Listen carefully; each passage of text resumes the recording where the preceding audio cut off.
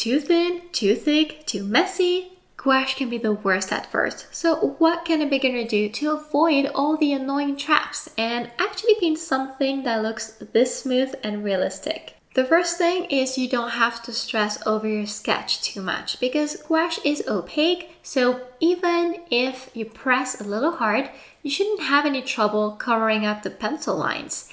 And I still wouldn't recommend to press hard because it will be harder to make a clean drawing. I like to keep my strokes light enough so I can erase them easily, but I know I don't have to be as careful as I am with watercolors, for example. And I don't have to be perfect either. Fruit and vegetables are actually a great place to start because the shapes are easy to draw and it's going to be easier for you to paint inside as well. The second thing to keep in mind, and I know that might sound obvious, is the quality of the supplies because that can change everything. For example, I wanted to better try my Arteza gouache set. It's the first I ever got, and because I also tried another brand in the past, right away, I noticed that the paint was acting differently. And I must say it didn't help when painting this avocado since I don't use gouache often. And what I ended up doing is I added so many thick layers of gouache that I can still see tiny cracks in the paint from up close. That is something that can happen with low quality supplies, but also when you use thick paint right from the start. And that's exactly what I did because of the lack of experience. But remember, this is just the first fruit and I improved with each one. So I can't tell you if the culprit for the bad painting is mostly the paint or my layering or both. What I can say is I immediately switched back to my art philosophy gouache and my process with the pear painting went a lot better. It looked nicer and it was easier to paint in general. And I also really enjoyed painting the pear and I learned from my mistakes since for the pear I started with lighter washes rather than adding thick layers too soon. The third thing to keep in mind is that you have to do gouache in your own style to enjoy the ride, and that's true for every medium. I added thick gouache paint on the avocado because it's easy to be influenced. And after having a very hard time getting this portrait to look decent a few months ago, I came into this fruit painting with the idea I needed to start painting like many others. Just drop color in places without fussing. It looks like a patchwork of colors up close, but from farther away, the art actually looks pretty good. The problem is that this is not my style. I like smooth and blended colors. So try and think about how you want to approach painting and work towards that. I can teach you my style on Patreon if you like it. I painted this avocado again after I finished all the fruits and learned all the lessons, and you can paint it along in real time now. I'll add a link to it in the description. With the pear painting, I totally did my style and it was starting to look like an oil painting. And I was surprised gouache can do that when you know how high maintenance oils can be with the drying times, all the products to use with the paint, the cost of supplies, the smells, etc. Colors do matter, and I found out the hard way again when I overcomplicated things with my first avocado. My Arteza set had a bunch of colors and I wanted to make use of them. In fact, the fewer colors, the better. And the art philosophy set is better in that aspect because it's just a few colors. To mix the right colors in your painting is something else. So pre-plan a little bit by running some mixing tests. In my version of the avocado for Patreon, I only used the primaries, blue, red, and yellow, for example. And mixing those to each other got me green and brown as a bonus. I also added white for the highlights, and white really is a go-to gouache tube for each one of my realistic paintings, so if you want to paint realistically, make sure you have one of those. Don't be fooled into thinking that using only 3 colors will make your painting boring. My tip here is to exaggerate colors just slightly because it can add more shine and more fun to your painting, and you can learn to choose the primaries to serve that purpose. For example, in the pear, I added strong touches of a cool yellow, lemon yellow, to place visible accents there, and it turned out amazing and way more exciting than the original reference. because I could have picked a warm yellow instead and make the painting look a bit more like the photo. So the bright yellow helped, and the bright green that I added also helped. A touch of white gouache on top of the highlights, and the pair was stunning. Paper is also something that matters for gouache painting, and I experienced what that looks like when I used hot press watercolor paper for the first time when I did this fruit spread.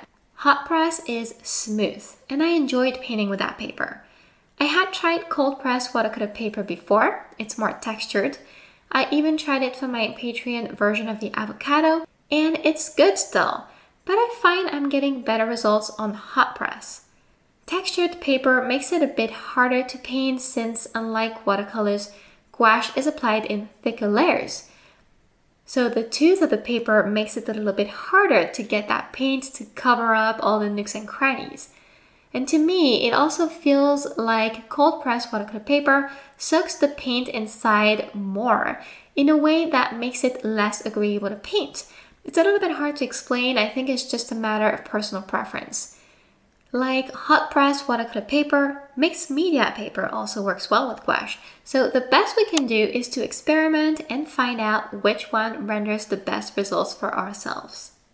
Again, I took advantage. I was working on this fruit painting to switch things up a little bit, and this time I used a cat's tongue paintbrush, which I'm not used to, and a filbert paintbrush, when normally I would use my watercolor round and pointed paintbrushes, the ones that I know and I appreciate the most. And after all the experimenting I did here, I find that a synthetic paintbrush is probably best for gouache because it's a little bit bouncier than the natural hair fibers that I usually paint with. And these paintbrushes have odd shapes at first glance, but they allowed me to paint large strokes but also tiny details, and I didn't use anything else for all 5 paintings. To be honest, I might have liked a fine tip at times, but still, as long as the brush is in good shape, that it's not too rigid, and that it's big or that it's small enough for your painting, I think you should be good. One thing that I think is funny is that when you look up how to paint with gouache, most of the times it's going to be add the dark colors first and then go lighter, and sometimes you find contradictory advice. And the bottom line is that we don't really know what to do, so I've tested everything and I got trapped with my apple painting. With that painting, I already took on a heart challenge because the photo itself was dark, and I knew I wasn't painting the background, and the background is what gives context to why the apple is so dark. Anyways, the problem here is I made the mistake of adding a lot of the dark colors first, because gouache is opaque and so on. So in theory, you can layer lighter colors on top. That's what some people say. And while I think that is still true, I find that these lighter colors allow some transparency, and while it might be good sometimes, in this case in particular, it really wasn't. The second problem is that the paint from a previous layer always reactivates when adding more on top. So it was really hard to get this fruit to look how I wanted, and after that I was very careful to avoid dark colors. In my next paintings, like this banana, I did add the darks in the first layer, but you can see I was careful to keep them where they were supposed to be, so they didn't overpower the light yellow tones, and I didn't make them super dark either. To avoid problems with dark and light colors contaminating each other, it's a good idea to start with thinner paints first, so more water, and make them a little thicker as you go. Because adding water to the paint at first should make your life easier. The paint will appear lighter, and it will be easier to make corrections with the second layer. And what I find is also very important to know here is that a thin coat of paint won't reactivate as much when you add that new layer on top. And with thicker paint on top, you will have less trouble covering up the desired areas with a new color. It will stick better, while when you use too much water on top of painted areas, it will be hard to make that color stick, and it will reactivate that layer underneath even more. So for example, I was able to get more bright yellow areas to these bananas towards the end, only because the paint was thinned out at the base, and I was adding thick amounts of that bright yellow towards the end. It's the same principle with white highlights. You can be sure a watery mix of white gouache wouldn't stick on top of a painting, and it also would dry very light, so you really want to make sure it's thick. Something else that I knew from working with other mediums that proved to be right with gouache as well is that you really don't need to bother with details at first. At least for this realistic painting style, because it's better to block in the main colors first pretty loosely, even in a carefree way, and to narrow them down later. It is what I did in all of my paintings after making a few mistakes at first. The more I progressed, the faster I got with that base layer. I even managed this complex plum painting well because of what I had learned about placing the big shapes first, and yet it wasn't easy since I had to work with a dark purplish red and a very light tone right next to it. It looked hectic and very weird at first, but here's the thing. One of the most important components of painting these realistic fruits is the layering. The problem is to learn this skill as a beginner, and it can be very hard because with gouache it's tricky and discouraging at first.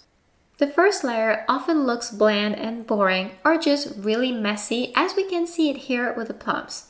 So try and focus on getting the main shapes and colors in, and make sure the paint has been thinned a bit with water. I noticed it's easier to layer on top when the first coat has dried, so I use a heat gun to speed it up, but gouache dries quickly, so if you're willing to wait a bit longer, you can do that too. The second layer is helpful to correct the tone of colors if that's necessary, and refine the shapes, and that's what I did here because I found that my initial layer was a little bit too reddish, and I wanted something more on the purple side. Keep in mind that you can leverage color mixing to make those gradients a bit easier to manage as well. So you can, for example, prepare mixes for the main colors as well as the gradient colors on the palette, and then you can apply all of that on paper, rather than trying to blend two very different colors directly on the painting. A little trick that I find works well for my painting style is to blend the added color into the previous layer or into another color with a clean and damp paintbrush. You really want that paintbrush to not be too wet because remember, more water means more chances of reactivating the colors beneath.